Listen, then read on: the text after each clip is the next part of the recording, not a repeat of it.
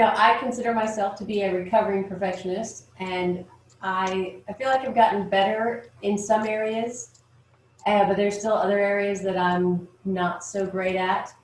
But I think for me, one of the things that's really been helpful is to have, to bring it in a sense of levity and lightness and play. God just keeps talking to me about play over the last few years.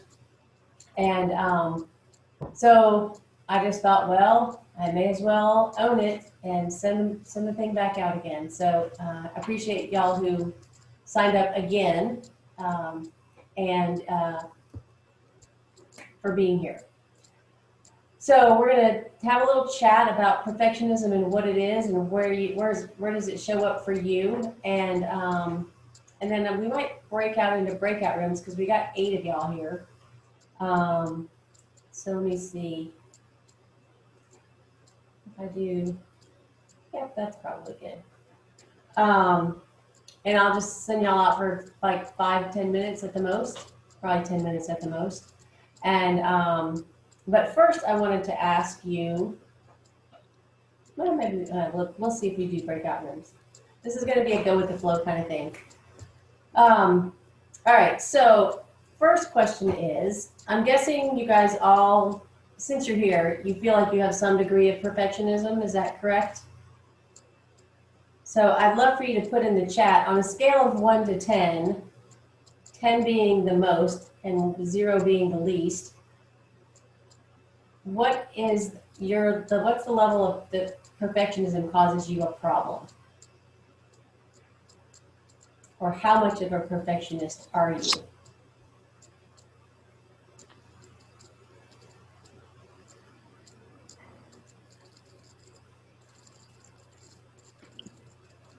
How do we do that? So at the bottom of your screen, yeah, there are you see like mute, stop video, security, participants, and there should be a little chat box.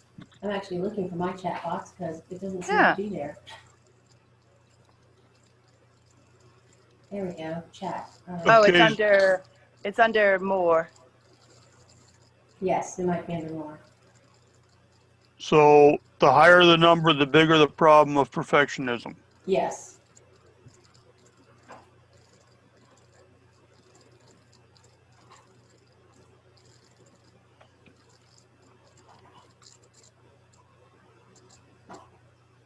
So we got a 5, a 4, a 3, an 8 or a 9, but now maybe a 5.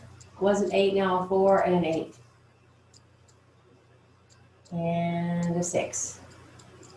Okay, awesome. So I don't really think y'all are, what are y'all doing here then? Trying to be perfect. Oh, you're trying to be perfect. How interesting. Well, you said that it only went up to 10. Yeah. Yeah, but we got some 3s and some 4s and 5s in here, which to me that doesn't seem like seems like it's that much of a problem. Well, I think it's a definition of what do we consider perfectionism, and who are we striving to be perfect for? Mm-hmm. Is that for other people or is that for ourselves, or both? Yeah. So what is it for you, Mary Lou? How do you see that? Probably a little bit of both. I think, if I'm honest. I don't consider myself a perfectionist, but always trying to be just perfect. So then what's your definition of a perfectionist if it's not being just perfect? Well, I think the immediate thought for me is somebody that, always dots their I's, always crosses their T's. Their desk is always tidy. Things are in some kind of sequential order. So I think that's, so I'm not saying I'm achieving that, but I'm always striving for it. Mm-hmm. There's not enough hours in the day for me. Otherwise, I I'd want to be. Yeah. Okay. Let's see. Amy, are you able to talk? Yeah. Okay. So you are the lowest number out of 3. So I'm curious, how do you view perfectionism? Perfectionism to me is someone who can't handle when things don't go their way, or someone who is just always trying to control every tiny thing and it has to be done just so. And that is, yep, not me anymore. Not you anymore. Okay. So you're also a recovering perfectionist. Yes. And I saw your video with Elsa last night and thought that was really intriguing. So I'm just here checking it out. Oh, very good. Awesome. Well, welcome for that. I'm glad you got to see that too. Okay. So where are you from then? You're from up north Wisconsin. somewhere. Yes, okay. I thought it was from somewhere up north. Very good. Okay. All right. So let's see. Who else was sort of in the middle? Um, Nando, you were in the middle, right? You were a 5. Right? Yeah. So how do you see perfectionism? Well, it used to be really bad. And when you have a job that you say something and people react, it's hard to understand that you're not always right. And OCD and all that sets in. And when I retired, I slowly evolved into realizing that only one person's ever walked on water, or was perfect because 2 of them walked on water. And the other one is that it's okay to not have everything in order. It's okay to have flaws. And that was real tough to learn. Mm-hmm. Yeah. Perfectionism was really tough. And then what broke that down was, I think my retirement had a lot to do with it. Getting away from that atmosphere where you're always right, and a type A personality that it takes to be an air traffic controller. Mm-hmm. Yes. Mm-hmm. Yeah, and backing away from that was a real eye opener. And it's okay. If you did something wrong, you're fine. You learn from it rather than beat yourself up because you didn't get it 100% right. Mm-hmm. Okay. So I'm curious then for you guys, the rest of you, I wish I could make this one little screen go away, but I don't seem to be able to. There we go. Let me try this again.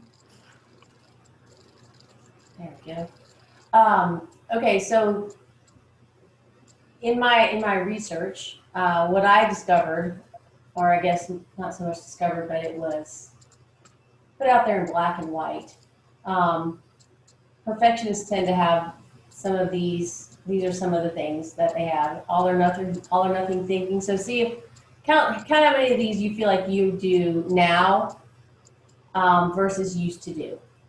So all or nothing thinking. You're highly critical of yourself and probably others. Raising my hand there.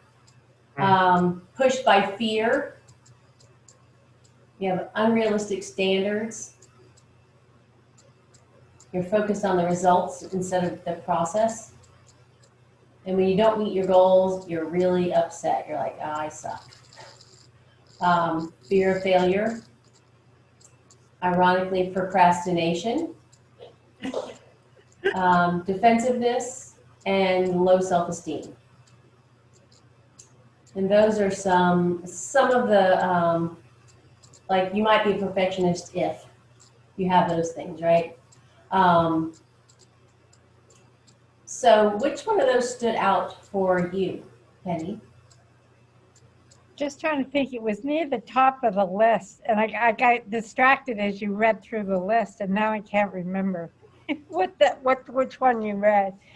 But I think it's higher standards. That's what it was. Unrealistic standards of being. If you were perfect, then you'd get accepted, or you would not be criticized. And I think I had fears of just being rejected, left, and people would just not want it. And I used to have migraines all the time from that. And I thought I was moving forward, and now I have a stiff neck I'm working on right now as I dropped some of my perfectionist, but it's still there. And now it's my neck.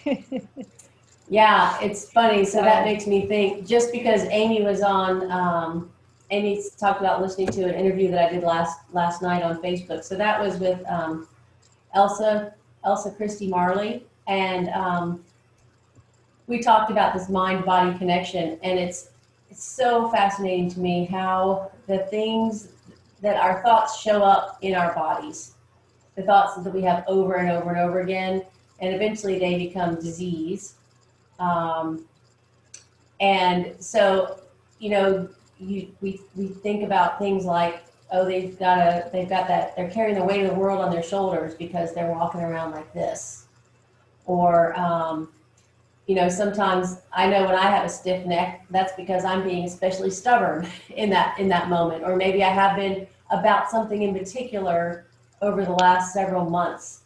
And if I would be willing to let that go, then wow, my neck kind of ends up feeling better. So I think that's interesting how it shows up. We embody those things that are in us. They can't help but come out in the way that we are. So I was going to ask, who else had one of those things that really sort of resonated with them? For me, Kathy, being self-deprecating, I think that was something I did a lot. And what it is, after realizing and going through some issues in life early after retirement, I realized that self-deprecation is a defense mechanism. Mm-hmm. It was easier to cut myself down before somebody else had a chance to. And that way I didn't have to hear their barbs. It was better to hear my own. Yeah. And a lot of it done in jest too. You joke around, you goof and stuff like that. And that I did that a lot. Yeah, I've been there too. Kind of the if I say it about myself, someone else can't say it. Exactly. And it's okay for me to reject myself because that's really what it is. But it hurts too much if someone else does. Yeah. Yeah. And then with the evolution after that was I started realizing that no one's better and no one's worse than I am. Mm. We're all just in different parts of the boat, and that made it so much easier to handle it. Mm-hmm. Yeah. Roxanne, do you have anything you want to add? I think you've been talking to my therapist. That was fun. Because all of those things, I mean, I've been working on all of those things for 40 years. I've been working on it. Yeah. And what really broke the perfectionism is that in 2014, I had lots of things happen. I lost everything. I had to move in with my daughter, my youngest daughter, and she had 3 kids and a husband. And I was in a room and I couldn't walk through the house. Mm-hmm. And I didn't have any control over how that house looked. Mm-hmm. And then I moved into my oldest daughter, and she's also a slob. I don't know. I didn't raise these kids, I guess. So I have really mellowed Uh-huh. a lot. But there are times when I just start saying, you know, it would be nice if. Right. But kept myself down before anybody else did, thinking I needed to be perfect. I was always the slowest person doing anything. I would work off the clock because I felt like I wasn't working fast enough to get my stuff done. Mm. So I didn't want to penalize the company. So I would work off the clock. Because I'd had these expectations, and the goal that I met was already gone. I never stayed where I accomplished anything. It was always on to the next thing. So I never looked back to see where I've come from. Mm. Yes. Anybody else not stop and celebrate their wins? Yeah. Wouldn't say that any one thing stuck out with me, but it's depressing when you listen to the list and think, well, 7 of those apply to me. Yeah. And it just, Yeah, it's all of them. Mm. I think we tend to, us perfectionist people, tend to forget that most people have some tendencies of everything, Mm-hmm. and we don't give ourselves enough grace Mm-hmm. to understand that, okay, it's not bad necessarily, and other people do share the traits, but they just accept themselves, and it's no big deal to them to be perfection in some area. Right. They're just trying to be perfect at being not perfect. Yeah. Yeah. Um, I'm totally blanking on the question that I just asked that Tim and I just both raised our hands for. Um, what was it, Squared? Giving yourself grace, not thinking back, not acknowledging your successes. That's it. Yes, that's it. Thank you, Roxanne. Yeah, that to me is definitely one of the, that's at least one of my traits of perfectionism is it's never good enough. So therefore I'm never finished. So therefore I can never celebrate. Mm-hmm. Right? Nothing's ever finished because there's always one more thing I can tweak.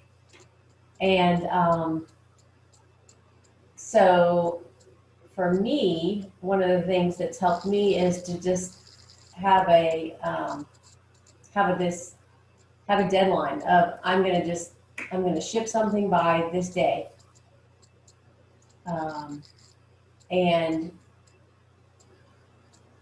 and to just think, okay, really, how many people are gonna see this? You know, because sometimes I think as a perfectionist, I think, oh, everybody's gonna know that that I failed. But I've had a friend who has said that because we're perfectionists, that we always do things to a level of excellence that other people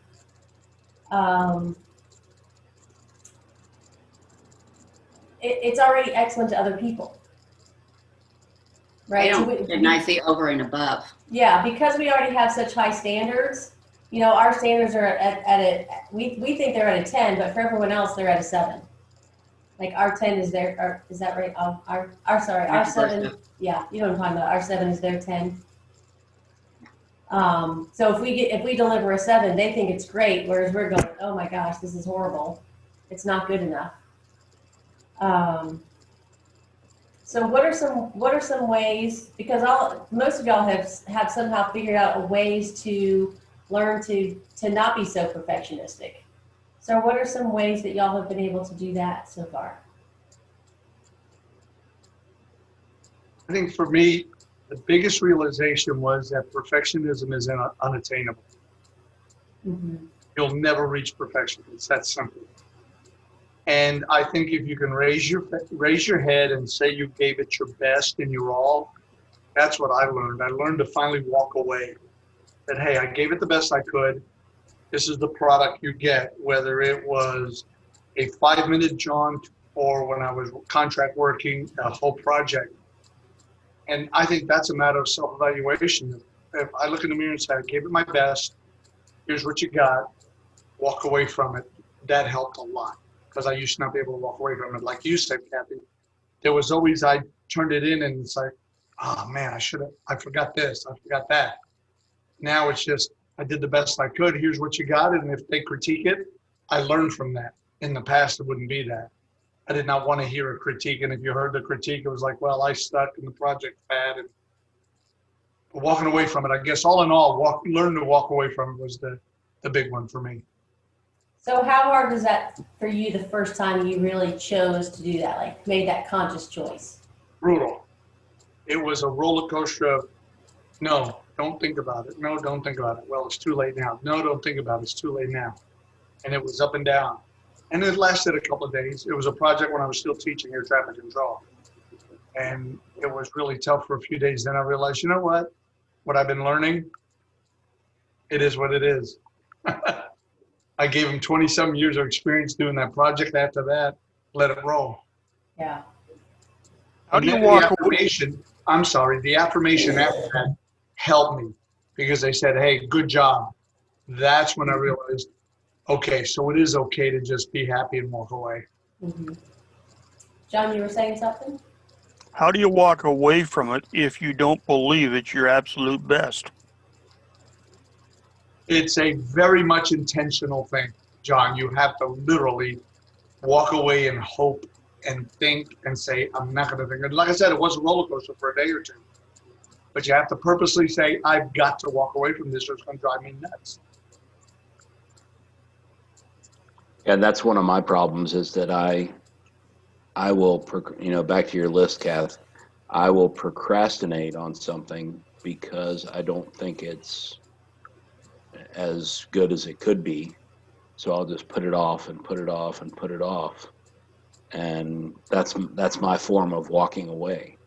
So it's not good. It doesn't achieve anything. It doesn't get the job done, and it doesn't help me to do a good job, period. It just puts it off longer and longer to where, when you get to the point where it has to be done, then you're like, wow, I could have done this a lot better if I had just done it a month ago or 2 weeks ago or whatever.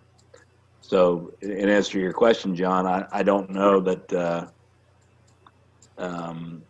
you know, how do you know that, or how do you walk away? Well, maybe you just have to do it and say it's done, and then accept the consequences, I guess, possibly. I'll admit that I procrastinate, but I procrastinate because as long as it's a work in progress, it can't be criticized because it's not done. In there, yes, I sir. like that. Yeah, I used to have, well, I still do. I used to say something when I worked at, we were in Germany at the time, and we worked for somebody that was geographically separated, so we never really knew what our task was, and they would always tell us to do something, and then we'd do it, and they would change it the next day or whatever. So we always said, never do today what you can put off till tomorrow, because tomorrow it might not have to be done. And that was a very real statement then. It's like, why are we spending all this time on stuff that they're just going to tell us it's not what they wanted anyway? But unfortunately, that doesn't necessarily translate to the real world of today.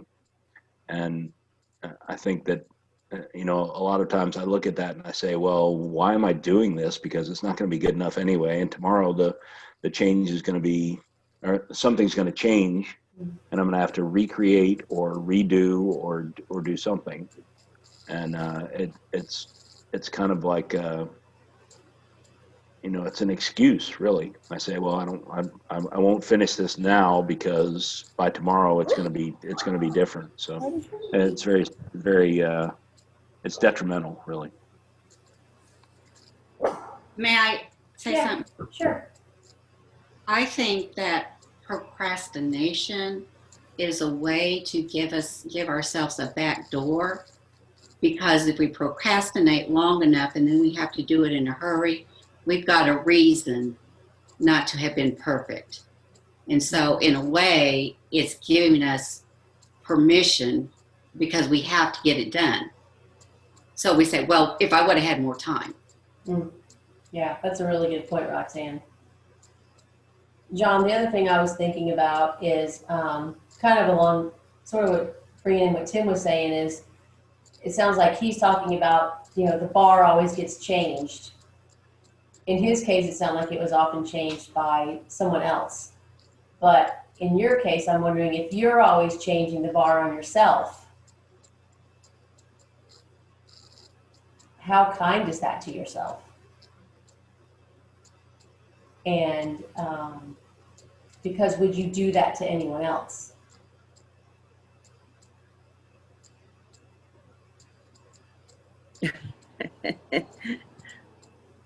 Mary Lou's laughing. Yes. Yes, I have. I hope they don't hear this, but I have twin daughters, so I'm already seeing that that tendency of me. I think my perfectionism or striving to be perfect is more so on the side of control and OCD. That's probably more my tendency is you are going to be perfect because that's what I require. So it's not always about myself, although I am.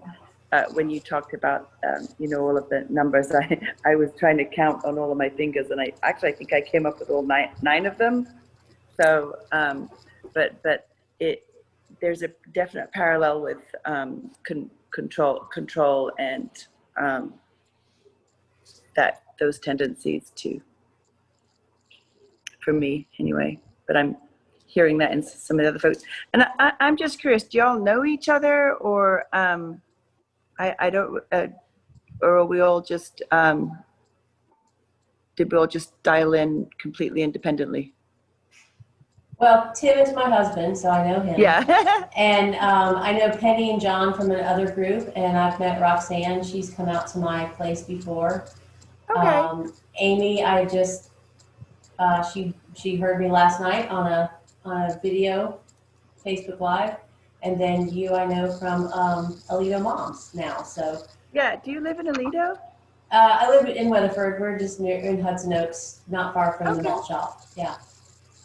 Oh, okay. I know right where that malt shop is. You Yeah. mean the little shack with the does all the great burgers? Okay. Yes. I know that area. Yes. Okay. Yeah. Where do you live, Mary Lou?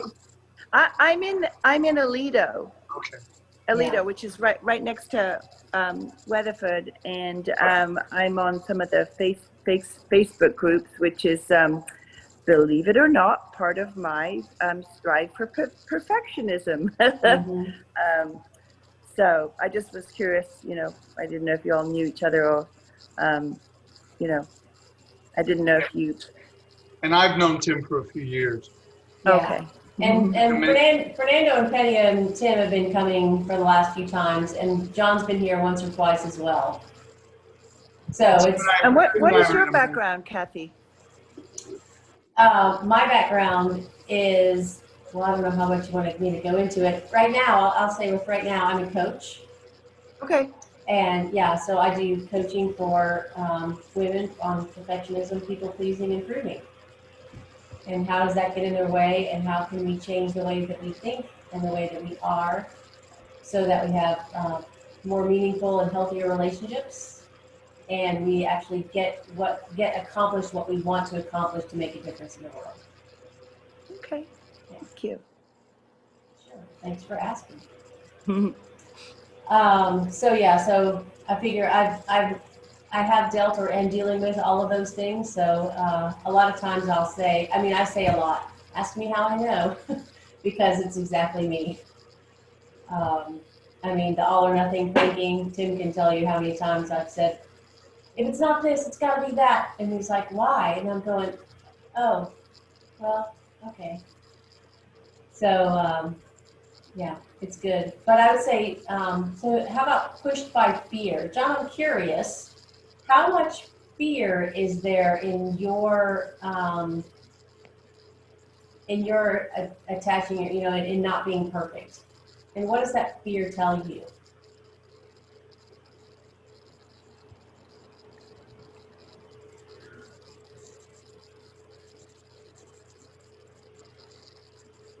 So if I don't do it right, then people are going to obviously think less of me. So I want to do it right, and that leads me to procrastination, because that just, if I can put it off, then I don't have to throw it out there and hear what people have wrong with it.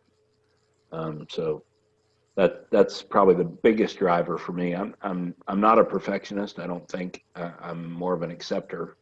I'll strive for perfection, but I don't really mind if it doesn't make if I don't achieve that goal. But if I don't do the right thing as far as what other people think, then that's the biggest driver for me. So that's fear, I think.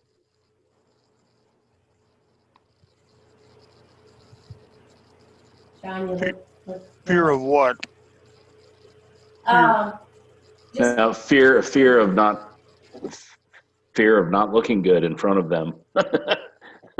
You know, it's unfounded fear, certainly, because I don't necessarily think that Fernando is going to think any less of me for anything that I do. I understand that in my heart, but still, I'm fearful when I say something that is not going to be accepted by everybody else, I guess.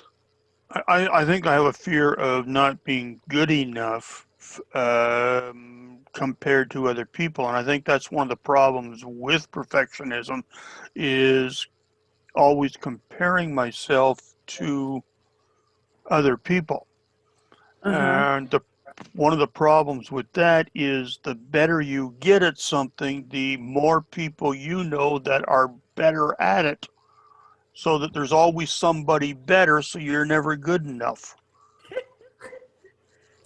Oh, that's too true. And even when you get compliments, we're such a hard critic for ourselves that I don't accept it. No, I can't accept a compliment. Yeah. Really, John? But you better give us one, but we won't accept it. That's me. That's We get ourselves caught in the web cycle. Yeah, John, that's the John, if control. I You're might gonna ask give me one, but But I won't accept, yeah. Yeah, that's very true. Yeah. go ahead, Nando. That's interesting because not accepting a compliment is something that I learned years ago, that if you don't accept it, you're basically telling that person that you're not valuing their opinion. So I'll accept the compliment, then I'll think it over and mull it over. I think a compliment is a gift, and you have to acknowledge that they're giving you a gift from themselves. And that's how it goes in my heart. So when somebody says you did this or this was good, thank you, I appreciate your thoughts, then I'll turn around and say, well, I'm not sure it was all that good. Now that's in my own internal, but I'll never let them know that. And when it is a good compliment and I accept it, it's a great feeling to know that somebody else recognized it. Let me ask you this, because I'm hearing some of that too. Do you then, either to yourself or somebody else, you'll say, well, we could have done this better, or we could have done that better? No, in that sense, no, Amy or Mary, because I've actually learned to let things go. When I'm done with the project or somebody says, good job, I've actually learned to say, okay. And then if they say, but let's try this, or we could have done this, then I'll apply to myself. But if they say that and nothing beyond it, I have no qualms going, we're good. Now that's now. Let's go back 10 or 15 years. It was a different ballgame. I'll say thanks, and thank God they don't know any better. That's Yeah, I'll take that one. I never not accept it from them, but I will go away saying they had to say that, or they just said that because they never know what my internal dialogue's saying, because I have to be perfect and they have to know that I'm perfect. But if I refuted them, then they would know I wasn't perfect. So I get myself stuck.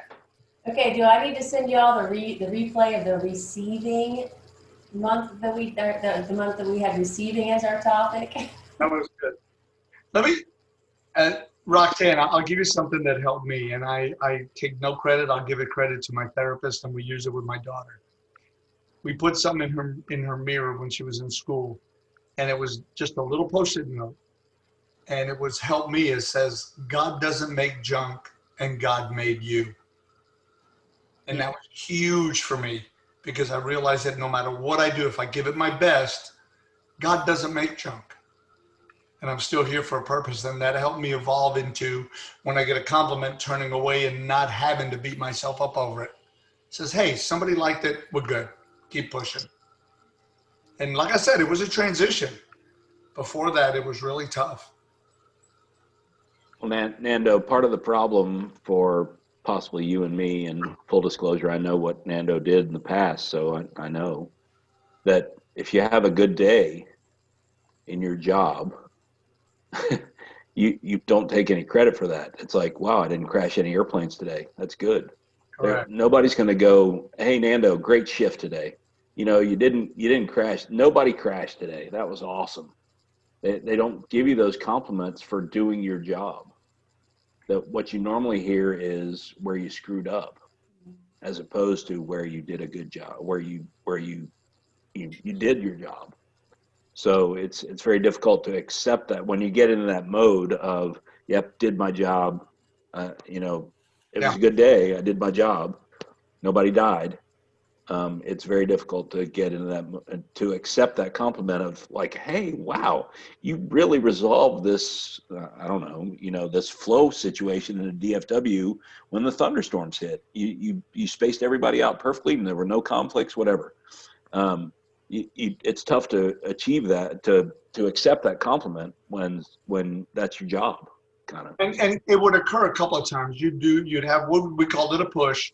You'd have a bunch of airplanes, you'd line them up just right for DFW, and they come over on a speaker where other controllers can hear it.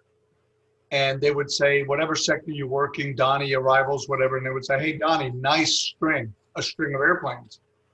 And that part of you that's a human would say, love it. And it also, as a human, you love that other controllers heard it. And you're right, Tim, that when it came across, you're like, that's real affirmation from somebody that knows the job, and they did it in front of your coworkers. It was really nice. But in general, you're right. You'd line them up, 10 airplanes, 5 miles in trail, you're doing a good job, and unplug and nobody says a word, because that's what you're expected to do. You're expected not to lose separation.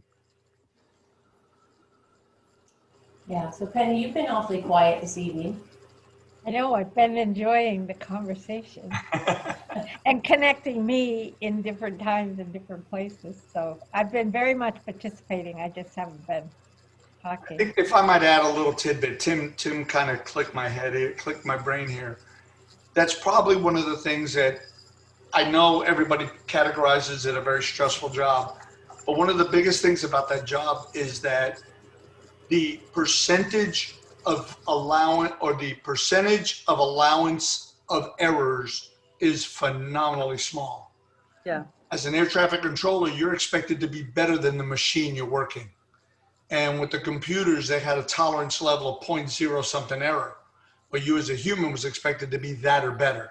So you stayed, I did it for 26 years, and you're keyed to be perfect all the time. You're keyed for 5 miles.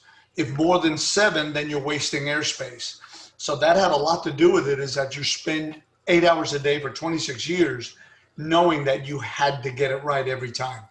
There was no error. And if you did have errors, which people do, we're human.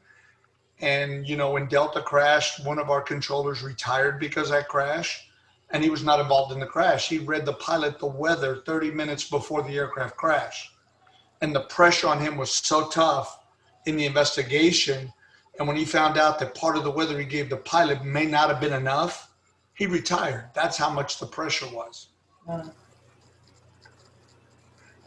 Yeah, that's really hard when your job really does require you to be perfect because people die.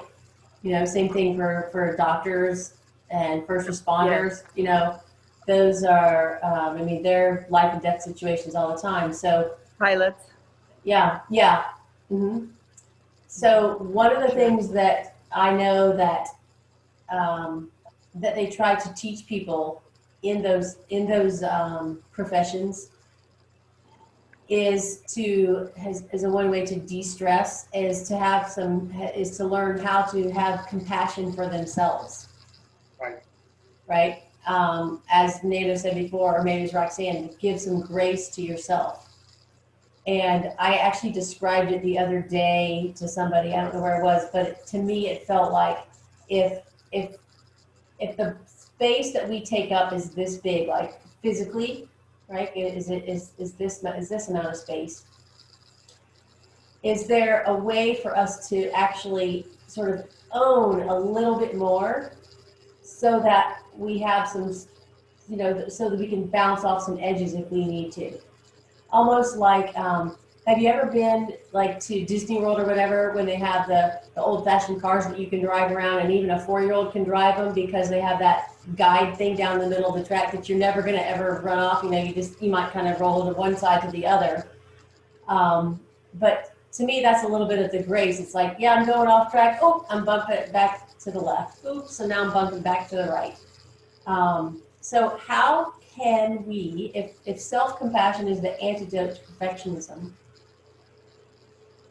how can you cultivate self-compassion over the next month until we meet again? I had a meeting with my pain therapist recently, and she talked about a guilt room.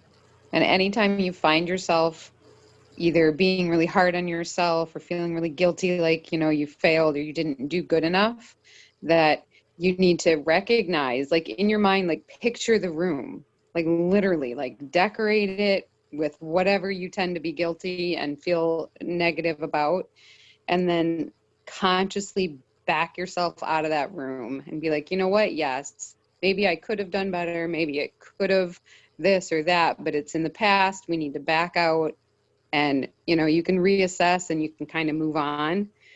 I've found that very helpful. That's really interesting. Yeah. Very visual. Yeah. I have a very visual mind, so any of her visual ideas always click with me. Yeah, that's really interesting. Like That's funny. You should bring that up, Amy, because I'm also a visual person, and I'm very good at helping employees and that type of thing, but not always myself. And I one of my fellow employees at work, I told him to visualize the shelf. He has a lot of interprofessional conflict with coworkers. It's always ongoing, and I told him, so we're going. So I like that visual. I like the visual aspect myself very much too. So Mary Lou, you broke up there right in the middle, at least on my end. You said something about he was something, and then it kind of bounced around. Oh no, I was just saying I like the visual that Amy gave. I think if you're a visual person, being able to visualize something that maybe has more of an impact than words sometimes. Mm-hmm. And I've been able to do that with other people, but I forget to do it for myself. Okay, all right, very good. Yeah, I made sure to decorate the room in my mind in a way that's unpleasant. So anytime I find myself in there, my brain automatically goes, you don't really like this room. Get out. Oh, interesting. Which is good because guilt is not pleasant. Right. And you Right. need to run self-guilt, self-condemnation. You need to run, not walk. So I'm curious, Amy, where do you go when you back out of the guilt room? I'm actually trying to imply a little bit about what you talked about last night and come back into myself, which is not a place I'm I'm used to being. I'm used to being distracted, just always distracted from, you know, whatever's overwhelming at the moment. Mm-hmm. And so your talk last night about how you can be present in yourself was really, because I hadn't really thought about, okay, I just back out, but then I'm just, you know, in darkness, just standing there, not in a room at all. Mm-hmm. And so your video last night, you don't have to just stand there in nothingness. You can come back into yourself and move forward. Yeah, interesting. Very cool. Yeah, I'll be the first to admit that I'm not one to go into a room in my mind, especially not decorate it. I'm not that there's anything wrong with that, Amy, but that's just something that I don't do. But I would say, to kind of shift gears, is what you just did for Kathy, by offering her a compliment and honoring her, is a good way to help people through their perfectionism as well. You know, you can highlight those things to other people, and even if they don't accept it, it still resonate in their head.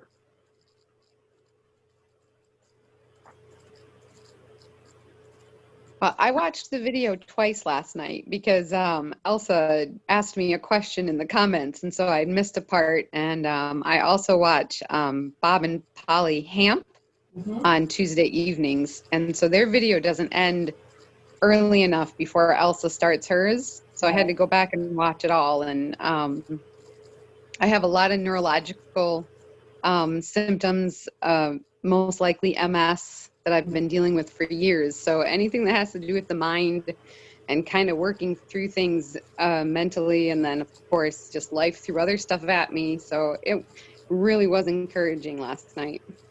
Oh, I'm very glad to hear that. So, Tim, how do you cultivate self-compassion for you? Well, I think that's what I was trying to say, is I don't do a very good job of that, probably. I'm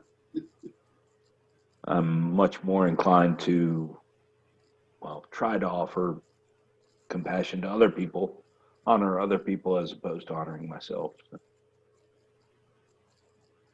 So good lesson learned.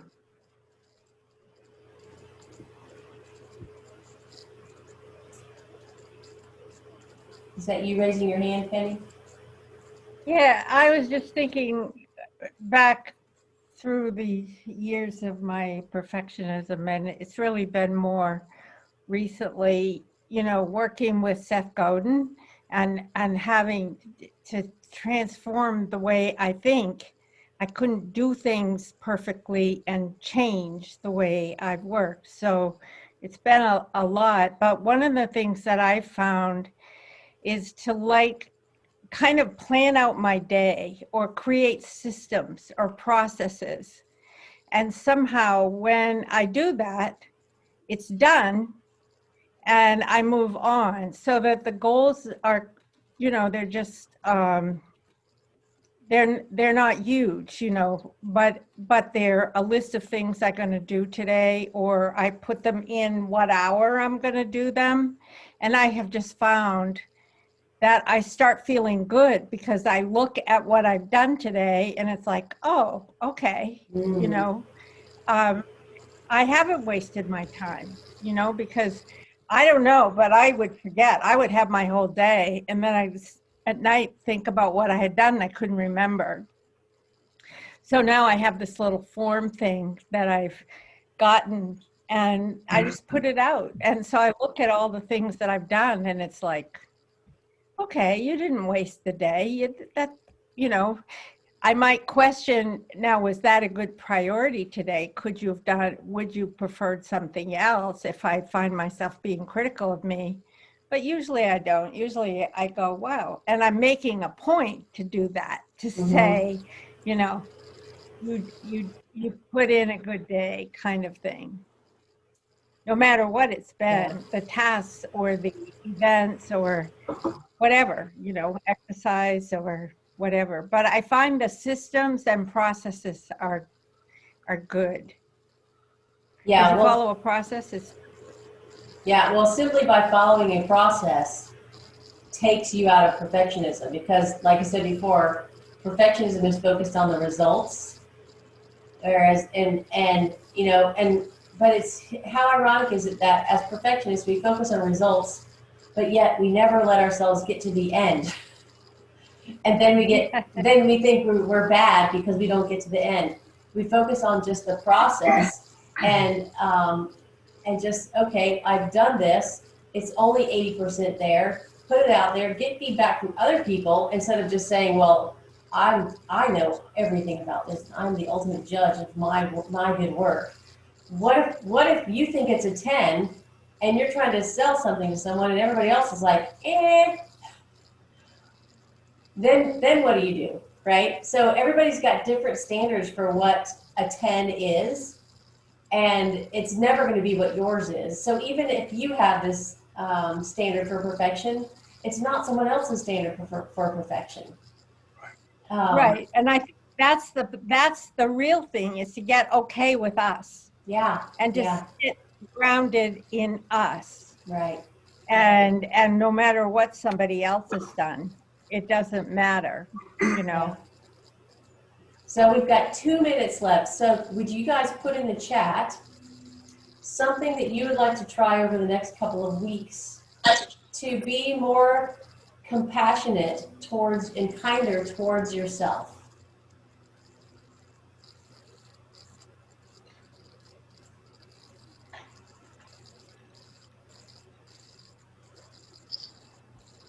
So Tim says achievement log. Amy says celebrate the small accomplishments.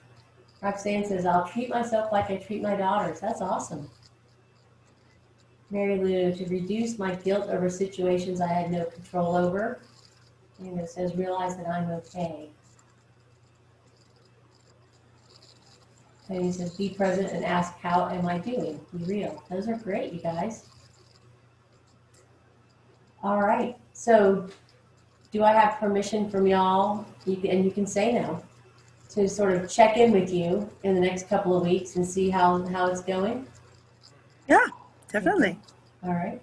Yep. So I'll probably just shoot you an email and say, on a scale of 1 to 10, here's this thing that you've done. How do you feel like you're doing?